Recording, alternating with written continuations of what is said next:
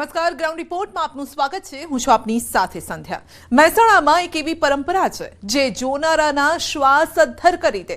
અહીં મોડી રાત્રે ખેલાય છે જીવ સટાસટીનો ખેલ। ગામની વાંકી ચૂકી ગલીઓમાંથી 60 થી 70 કિલોમીટર પ્રતિ કલાકની ઝડપે દોડાવાય છે બળદગાડા અને આ રમતમાં ગામના તમામ સમાજના લોકો પણ જોડાય છે, જેને જોવા માટે મોડી રાત્રે હજારો લોકોની ભીડ જામે છે। કઈ છે આ પરંપરા અને કેવી રીતે જામે છે શ્વાસ અદ્ધર કરી દેનારો આ ખેલ? જો ગ્રાઉન્ડ રિપોર્ટનો આ અહેવાલ।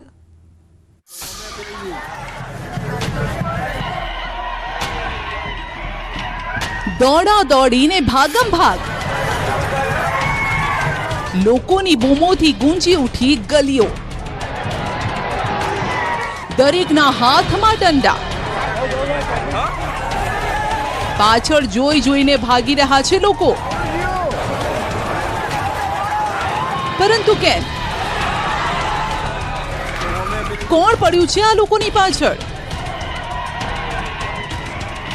કેમ લોકો આ રીતે ભાગી રહ્યા છે? શું કોઈ મોટી આફત આવી છે કે પછી કોઈ હિંસક પશુ પાછળ પડ્યું છે? પહેલી નજરે જોતા તો એવું લાગે કે કોઈ મોટી બબાલ થઈ ગઈ હશે, કોઈ બે જૂથ વચ્ચે મોટી અથડામણ થઈ ગઈ હશે, જેથી લોકો જે હાથમાં આવ્યું તે લઈને નીકળી પડ્યા। પરંતુ આપને જણાવી દઈએ, આ કોઈ અથડામણ નથી, આ કોઈ બબાલ કે માથાકૂટના દ્રશ્યો નથી કે નથી આ લોકોની પાછળ કોઈ હિંસક પશુઓ પડ્યા। આ કોઈ આફત નથી, આ તો ઉત્સવ છે, ઉત્સવ। જી હા, આ 600 વર્ષ જૂની પરંપરા છે જે આજે પણ અકબંધ છે। શ્વાસ થંભાવી દેતા આ ઉત્સવમાં હજારો લોકો જોડાય છે।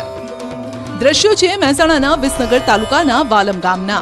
અહીં અનોખી પરંપરાને આજે જાળવી રાખવામાં આવી છે। દેવશક્તિ અને લોકશક્તિના દર્શન કરાવતો આ છે હાથિયા ઠાઠુ મહોત્સવ। પરંપરા કુળદેવી સુલેશ્વરી માતાનું આ એક તહેવાર છે એમનો, અમારા માતાનો, અને વર્ષોથી ચાલુ આવતી પરંપરાગત બ્રાહ્મણો ગામમાંથી ઓછા થયા એના વ્યવસાયના કારણે પાટીદાર સમાજે અને અન્ય બધા સમાજોના સાથે મળી અને હાથિયા ઠાઠાનો તહેવાર ઉજવણી થાય છે। તાજેતરમાં ચૈત્ર વદ 9 અને 10ના દિવસે રંગેચંગીએ આ ઉત્સવ ઉજવાયો, જેમાં હજારોની સંખ્યામાં લોકો એકઠા થયા અને ઉત્સવમાં ભાગ લીધો। ઉત્સવ એટલા માટે ખાસ છે કારણ કે ઉત્સવ દક્ષિણ ભારતના જલ્લીકટ્ટુથી સહેજ મળતો આવે છે, જેમાં પાણીદાર આખલા જોવા મળે છે, જેને કાબૂમાં કરવાનો પ્રયાસ કરવામાં આવે છે। જેમાં પણ હરીફાઈ હોય છે અને આ ઉત્સવમાં પણ હરીફાઈ જામે છે। 4 પાણીદાર બળદની જોડ વચ્ચે ગામની નાની નાની ગલીઓમાંથી આ બળદગાડા પસાર થાય છે, એ પણ ઓછી ઝડપે નહીં ભાઈ। બળદગાડા ધૂળ ઉડાડતા 60 થી 70 કિલોમીટરની ઝડપે દોડે છે। નાગર બ્રાહ્મણો વખતથી અંદાજે એવું કહેવું છે કે 500 થી 600 વર્ષથી આ પરંપરા ચાલુ છે। કોના દ્વારા શરૂઆત કરવામાં આવી હતી? એ નાગર બ્રાહ્મણોનું આ જૂનું ગામ, એ વાલામી નાગર બ્રાહ્મણોએ વસાયેલું ગામ છે, એટલે નાગર બ્રાહ્મણોએ આ શરૂઆત કરેલી હતી। આ વખતે પણ સાંકડા રસ્તાઓમાં પાણીદાર બળદોની હરીફાઈ યોજાઈ, જેમાં ગામના સાંકડા રસ્તાઓમાં 60 થી 70 કિલોમીટરની ઝડપે બળદોને દોડાવવામાં આવ્યા। ઉત્સવ પહેલા 2 બળદગાડાને તૈયાર કરવામાં આવે છે, જેમાં એકને હાથિયા અને બીજાને ઠાઠુ કહેવાય છે। જેમાં 4 બળદ પર 2 હાથિયા ઠાઠુ ખુલ્લા બળદ સાથે ગાડું ગામમાં દોડાવવામાં આવે છે। ગાડાની આગળ ગામના યુવાનો હાથમાં ધોકા અને લાકડી લઈને આગળ દોડે છે, જેથી યુવાનોની ચીચિયારીઓથી ગામનું આખું વાતાવરણ ગુંજી ઉઠે। જો કે નવાઈની વાત એ છે કે અહીં વિજેતાઓને કોઈ ઇનામ નથી આપવામાં આવતું।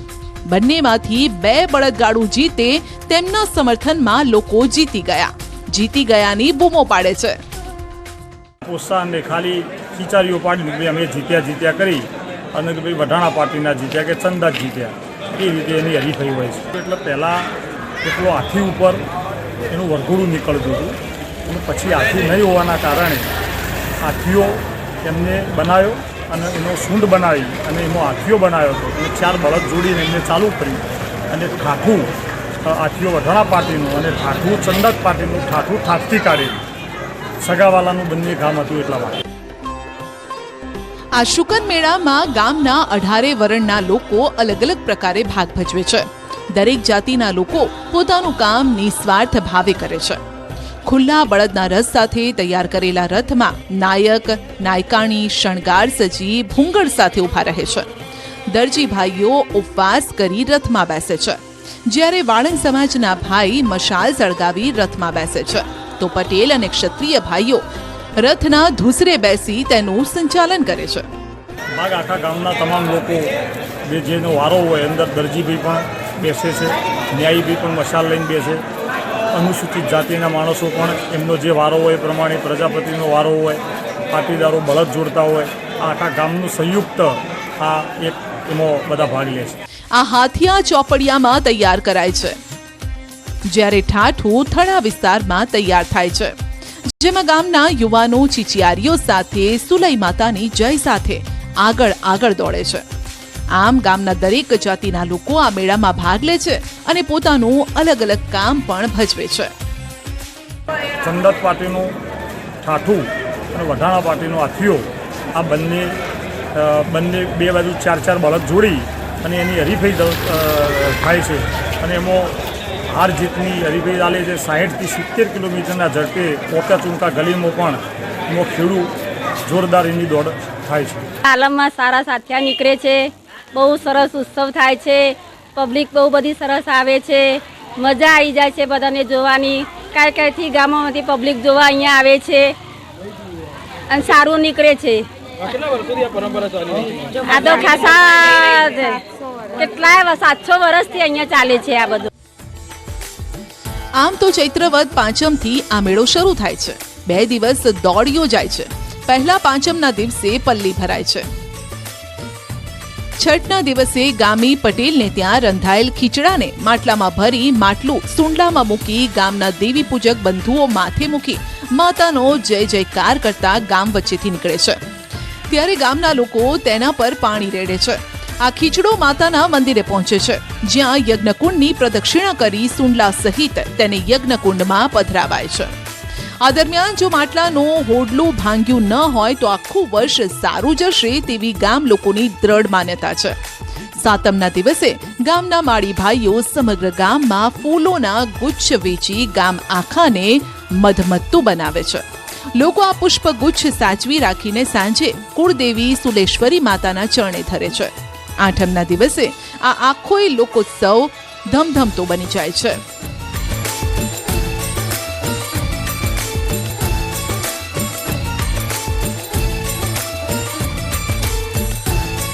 આ દિવસે ગામના નાયકો હોકો ભરે છે, જેમાં 9ના દિવસે મેળો ભરાય છે. 10મના દિવસે વહેલી સવારે હાથિયા ઠાઠું મહોત્સવ યોજાય છે. સવારે 3 વાગ્યાથી ઉત્સવ શરૂ થાય છે, જે વહેલી સવાર સુધી ચાલે છે. પાંચમે પલ્લી ભરાય, છઠ્ઠી શેર બશેર, સાતમની ફૂલ વેચણી, આઠમનો ઓકો અને નૂમ અને દશમે આ 2 દિવસે તેઓ દોડાવવામાં આવે છે. રાતે 3 વાગ્યા પછી બધું ચાલુ થાય, એટલે 3:30 4 વાગે ચાલુ થઈ જાય તો સવારે 5 5:30 સુધી બધું ફિનિશ થાય છે. આમ દર વર્ષની જેમ આ વર્ષે પણ આ મહોત્સવ જોવા માટે મોટી સંખ્યામાં લોકો ઉપસ્થિત રહ્યા. હાથિયા ઠાઠું મહોત્સવની ધામધૂમથી ઉજવણી કરી. કેતન પટેલ, ન્યૂઝ 18 ગુજરાતી, મહેસાણા.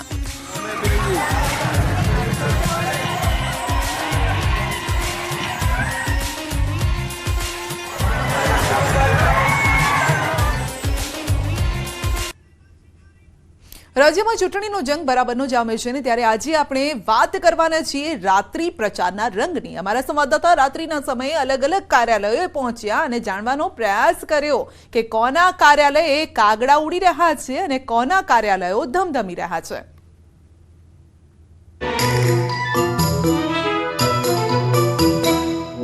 આહાહાહા, ગરમ ગરમ ભજીયા જુઓ તો ખરા. ઘાણ પર ઘાણ ઉતરી રહ્યા છે.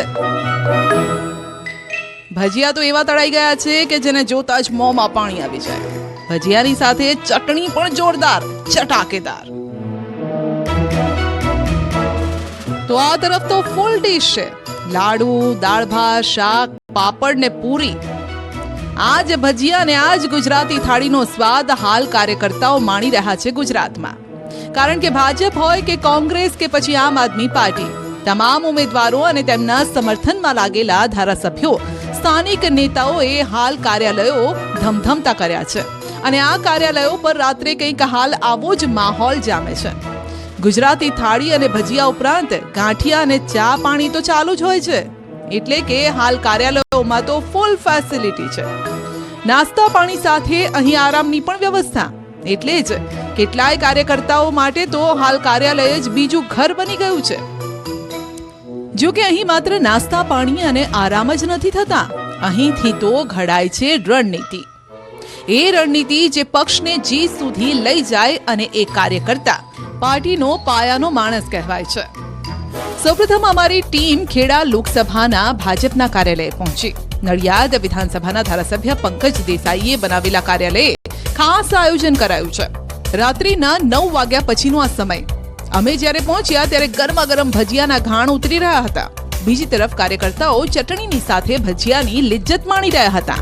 એટલું જ નહીં, આખો દિવસ પ્રચારમાં જોડાયેલા કાર્યકર્તાઓ માટે મોટી સ્ક્રીન પર IPL મેચનું પણ આયોજન કરાયું હતું. કાર્યકર્તાઓના મનોરંજન માટે અહીંયા એક IPL ની વ્યવસ્થા કરી છે, ચા નાસ્તાની વ્યવસ્થા કરી છે. આ એક કંટાળાજનક પરિસ્થિતિ ઊભી ના થાય એના માટેની મનોરંજનની વ્યવસ્થા છે. સાથે સાથે અહીંયા કાર્યકર્તાઓ બીજા દિવસે કયા લોક સંપર્ક કરવાના હોય છે, લાભાર્થીઓના સંપર્ક થતા હોય છે, સુચારુ વ્યવસ્થા અને આયોજન થઈ શકે તેના માટે અહીંયા આમ સૌ ભેગા થતા હોય. જો કે આ દરમિયાન પણ કાર્યકર્તાઓ નાની નાની વાતોનું ધ્યાન રાખી રહ્યા છે અને દરેક મતદાતાઓ સુધી પોતાની પાર્ટીનો સંદેશ પહોંચાડી ઉમેદવારને જીત અપાવવા અપીલ કરી રહ્યા છે. સાથે જ કેવી રીતે મતદારોને રીઝવી શકાય અને વધુમાં વધુ લોકો સુધી કેવી રીતે પહોંચી શકાય તે માટે ખાટલા બેઠક પણ થઈ રહી છે. એટલે કે મનોરંજન સાથે સાથે રોજ કાર્યકર્તાઓ ગ્રુપ મીટિંગ તેમજ આવનારા કાર્યક્રમને લઈને વિસ્તૃત ચર્ચા પણ કરતા હોય છે. લોકસભાની ચૂંટણીના મતદાનના હવે ગણતરીના દિવસો ગણાઈ રહ્યા છે ત્યારે પ્રચારનો ધમધમાટ ચાલુ થઈ ગયો છે. ત્યારે ભાજપ દ્વારા સમગ્ર ગુજરાત સહિત ખેડા 17 લોકસભાના તમામ વિધાનસભામાં કાર્યાલયો ખોલવામાં આવ્યા છે. મારી પાછળ તમે જે કાર્યાલય જોઈ રહ્યા છો, આ કાર્યાલય છે 116 નડિયાદ વિધાનસભાના ધારાસભ્ય પંકજભાઈ દેસાઈ દ્વારા કાર્યાલયનું શુભારંભ કરવામાં આવ્યો છે. કાર્યાલયની મહત્વની વાત કરીએ તો આ કાર્યાલયની અંદર જે આવતા કાર્યકર્તાઓ છે તેમને બોરિંગ ના લાગે તેના માટે IPL મેચની ખાસ વ્યવસ્થા કરવામાં આવી છે. તેમજ આ કાર્યાલય દિવસ દરમિયાન જે ગરમી પડતી હોય છે રાત્રે દરમિયાન કાર્યકર્તા આવતા છે. જે પ્રકારે દ્રશ્યો બતાવીશ કે અત્યારે જે પોતાના જે કામગીરી સોંપવામાં આવતી છે પાર્ટીની ત્યાં ચર્ચા કરેલા છે. અહીં કાર્યકર્તાઓ વચ્ચે ચર્ચા થઈ રહી હતી કે મતદાનના દિવસે કેવી રીતે બૂથ પર પ્લાનિંગ કરવું, વધુમાં વધુ મતદાતાઓ પહોંચે તે રીતે આયોજન કરવું, કેવી રીતે મતદાનની ટકાવારી વધારી શકાય, સાથે સાથે કયા બૂથ પર કોણ કામ કરશે તે અંગે પણ કાર્યકર્તાઓને જવાબદારી સોંપવાનું લિસ્ટ તૈયાર કરાયું. કાર્યકર્તાઓ આખો દિવસ તમે જુઓ કે છેલ્લા કેટલાય સમયથી પંકજભાઈ સાહેબ પોતે પણ આખા નડિયાદની અંદર 2 વખત પ્રચાર પૂર્ણ કર્યો. એમને સાથ સહકાર આપીને તમામ કાઉન્સિલરશ્રીઓ, સંગઠનના તમામ મિત્રો ઘરે ઘરે જઈને દેવુસિંહ સાહેબને જંગી બહુમતીથી જીતાડી અને દેવુસિંહ સાહેબ રૂપી કમળ નરેન્દ્ર મોદી સાહેબના ચરણોમાં જાય એના માટે અમે તનતોડ મહેનત કરી રહ્યા છીએ. વાતો તો એ જ થતી હોય છે તો કે કઈ રીતે કયા બૂથમાં અને કયા વોર્ડમાં કઈ રીતે આપણે એની હાઉ લીડ વધારીએ દેવુસિંહ સાહેબ માટે, એ અમારા કાર્યાલયમાં કાર્યકરો સાથે વાત થતી હોય છે અને બધા ગ્રાઉન્ડ લેવલે મહેનત કરે, બૂથ વાઇઝ મહેનત કરે. એ બધી એવરીડે અલગ અલગ મીટિંગો બધા બૂથ વાઇઝ કાર્યકર્તાઓ સાથે થતી હોય છે. ભાજપ નેતાઓનો દાવો છે કે જેમ જેમ મતદાનનો દિવસ નજીક આવશે તેમ તેમ કાર્યાલયો ઉપર ભીડ પણ વધશે. જેમ જેમ દિવસ નજીક આવશે તેમ ઓફિસ ધમધમશે અને કાર્યકરો વધુ ને વધુ અહીંયા આવતા રહેશે. અહીંયા ચર્ચાઓ આયોજનની જ લગભગ થતી હોય છે. કાં તો કોઈને કોઈ તકલીફ એટલે કે અમને સ્લીપો નથી મળી કે અમારે આ પ્રચારનું કેમનું જવું, અમારે કોઈ પ્રચારનું મટીરિયલ જોઈએ છે ને એ રીતની જ અહીંયા આગળ આયોજન અને ચર્ચાઓ થતી હોય છે. આ તરફ નર્મદા જિલ્લાના રાજપીપળા શહેરમાં બનાવેલા કમલમમાં રાત્રિ દરમિયાન ચહેલ પહેલ કંઈક આ રીતે જોવા મળી. અહીં ન માત્ર નાસ્તો પરંતુ કાર્યકર્તાઓ માટે જમવાની પણ જોરદાર વ્યવસ્થા હતી. અને અહીં જમવાનું જેવું તેવું નબળું નહીં, કારણ કે અહીં તો પાક્કું ભોજન લાડુનું જમણ હતું. લાડુ સાથે દાળ, ભાત, શાક અને પાપડ. આહાહાહા, પછી તો મોજ જ પડે ને. આ કમલમ છે અને આ કમલમ ખાતે હાલ રાત્રિ દરમિયાન પણ ચહલપહલ દેખાઈ રહી છે. ખાસ વાત કરીએ જે કોન્ફરન્સ હોલ છે, કોન્ફરન્સ હોલમાં મોટી સંખ્યામાં જે કાર્યકર્તાઓ છે એ ભેગા થઈ ચૂક્યા છે. એનું કારણ એક જ છે કે જે દિવસ દરમિયાન જે 41 થી 42 ડિગ્રી તાપમાન હોય છે, જે દરમિયાનમાં જે પ્રચાર પ્રસાર ઓછો થાય છે, ત્યારે વધુમાં વધુ પ્રચાર કઈ રીતે કરી શકાય એ માટેની એક અહીં માહિતી પણ આપવામાં આવે છે. અને રાત્રિ દરમિયાન હાલ કમલમ ખાતે ચહલ પણ દેખાઈ રહી છે. સાથે સાથે જે મતદારો છે, મતદારોને નાસ્તો, પાણી અને ખાસ જમવાનું પણ આપી અને પોતાના મતદાન કઈ રીતે વધુમાં વધુ થાય એવા પ્રયાસો હાલ ભાજપ કરી રહી છે. રાત્રિ દરમિયાન અહીં મતદારોને કઈ રીતે રીઝવવા તે માટે માઇક્રો પ્લાનિંગ કરાઈ રહ્યું છે.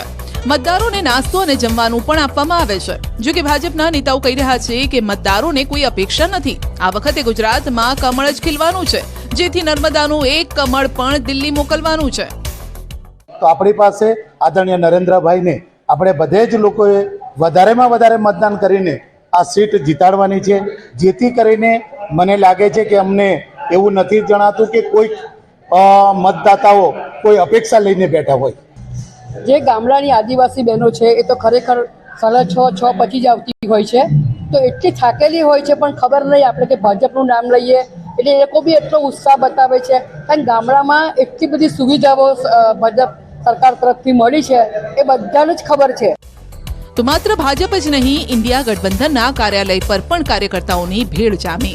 કાર્યકર્તાઓ ડુંગળી, મરચા સાથે ભજીયા તેમજ વડાનો સ્વાદ માણતા જોવા મળ્યા. ભાજપ લીડ કેવી રીતે વધારે તેના પર ભાર મુકાયો. તો બૂથ લેવલે ભાજપના ગઢમાં કેવી રીતે ગાબડું પાડવું તેની રણનીતિ કરતા કાર્યકર્તાઓ જોવા મળ્યા. પાટણમાં કોંગ્રેસના ઉમેદવાર ચંદનજી ઠાકોરના ઘરે જ કાર્યાલય બનાવાયું છે, જ્યાં રોજ રાત્રે કાર્યકર્તાઓ એકઠા થાય છે. બીજા દિવસે શું કામ કરવાનું છે તેનું પ્લાનિંગ આગલી રાત્રે જ થઈ જાય છે અને આ અંગે ચર્ચાઓ પણ ચાલે છે. સાથે જ ચાની ચુસ્કી સાથે મતદારોને પોતાની તરફ આકર્ષવાની રણનીતિ પણ ઘડાય છે. સતલાસણાથી માંડીને સાતલપુર સુધીનો લાંબો વિસ્તાર છે. સ્વાભાવિક છે કે આ દરેક જગ્યાએ અને દરેક ગામમાં અને દરેક ઘેર ઉમેદવાર પોતે ન પહોંચી શકે, ત્યારે અમારા કાર્યકરોની અમારી આખી એક ટીમ વર્ક છે. અમારા મિત્રોની એક ફરજ બને છે કે જ્યાં ઉમેદવાર ન પહોંચી શકે ત્યાં અમે ત્યાં પહોંચીએ છીએ. ત્યાં અમારા કોંગ્રેસની જે 5 ગેરંટીઓ છે તે સમજાવીએ છીએ. ભાઈ, ભાજપ ખાટલા બેઠકો કરી રહી છે તો કોંગ્રેસ કેમ પાછળ રહે?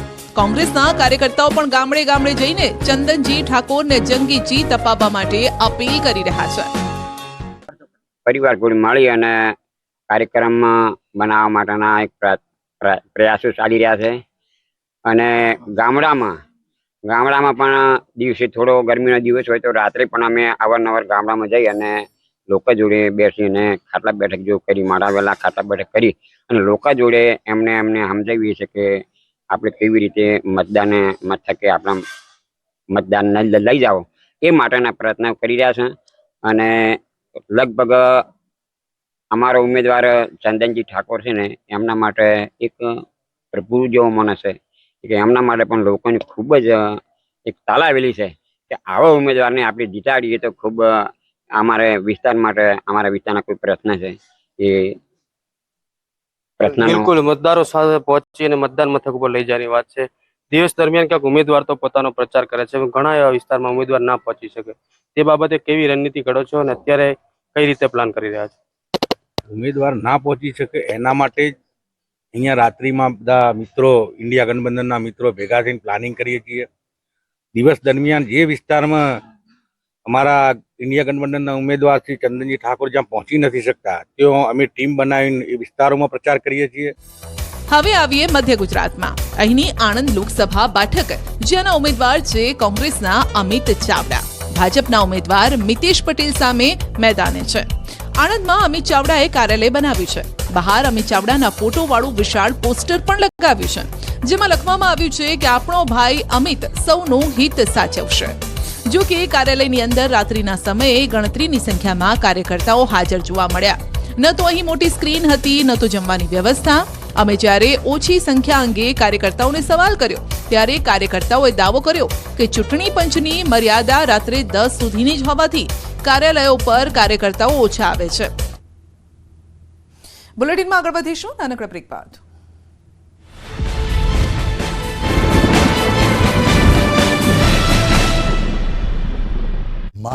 એ વાત સારી છે.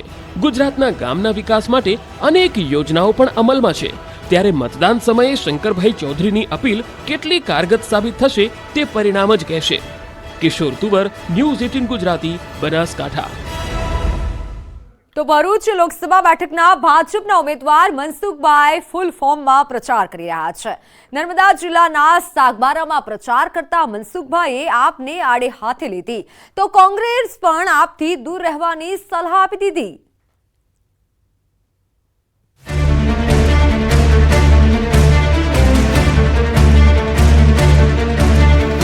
ભરૂચ લોકસભા બેઠક પર આપના ઉમેદવાર ચૈતર વસાવાએ ઉમેદવારી શું નોંધાવી કે મનસુખભાઈનો જાણે કે પારો છટકી ગયો. દરેક પ્રચારમાં આપ પર પ્રહાર કરવાની એક પણ તક મનસુખભાઈ જતી નથી કરતા. સાગબારામાં પણ તેમણે પ્રચાર દરમિયાન કહી જ દીધું કે ચૈતરભાઈથી તો બલાડું પણ ડરતું નથી.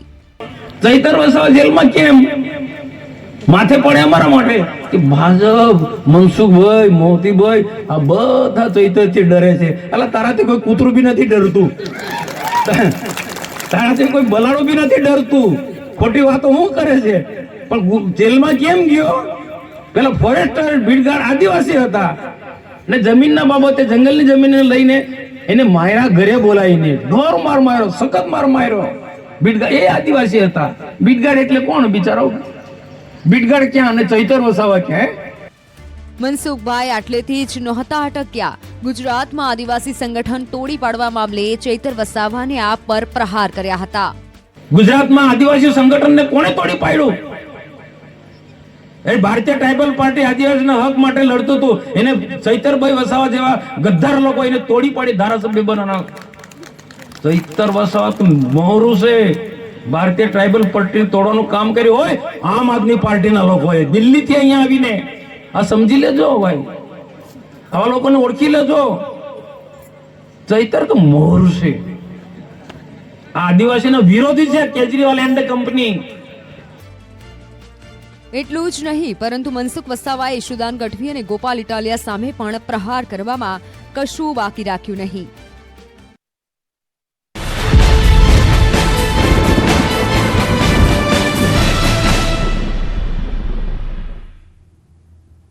બ્રેક બાદ આપનું સ્વાગત છે. બેકાબુ બનેલો ટેમ્પો રેસ્ટોરન્ટમાં ઘૂસી ગયો. વડોદરામાં થયેલા અકસ્માતમાં કેટલાક વાહનોને પણ અડફેટે લીધા. વડોદરાના ગેંડા સર્કલ પાસે સર્જાયેલા અકસ્માતના ભયાનક દ્રશ્યો સીસીટીવીમાં કેદ થયા. લિટલ ભારત રેસ્ટોરન્ટમાં મોડી રાત્રે બોલેરો ટેમ્પો ઘૂસતા અકસ્માત સર્જાયો હતો. બેફામ બોલેરો ચાલકે રેસ્ટોરન્ટ સહિત કેટલાક વાહનોનો કચરઘાણ વાળી દીધો. ડ્રાઇવિંગ લાયસન્સ ન હોવા છતાં ચાલક ટેમ્પો ચલાવી રહ્યો હોવાનો ખુલાસો થયો છે. વડોદરાના ગેંડા સર્કલ નજીક આવેલ રેસ્ટોરન્ટમાં ટેમ્પોએ આ ખતરનાક અકસ્માત સર્જ્યો હતો. શિખાઉ બોલેરો ચાલકે અકસ્માત સર્જ્યો હતો. લોકો રેસ્ટોરન્ટમાં જમી રહ્યા હતા ત્યારે ટેમ્પો રેસ્ટોરન્ટનો ગેટ તોડી અંદર ઘૂસી ગયો હતો. દ્રશ્યમાં જોઈ શકાય છે કે ટેમ્પો હોટલના કાચ તોડીને અંદર ઘૂસી જાય છે અને તે અગાઉ કેટલાક વાહનોને પણ અડફેટે લે છે. હોટલના સંચાલક દંપતી જે જગ્યાએથી ટેમ્પો ઘૂસ્યો હતો તે જગ્યા પર બેસતા હતા, પરંતુ નસીબ જોગે તે જગ્યા પર આજે બેઠા નહીં હોવાથી બંનેનો આબાદ બચાવ થયો. પોલીસે ઘટના સ્થળે પહોંચીને તપાસ હાથ ધરી મહારાષ્ટ્રના તુકારામ અને સતીશ પાંડેની અટકાયત કરી પૂછપરછ હાથ ધરી છે.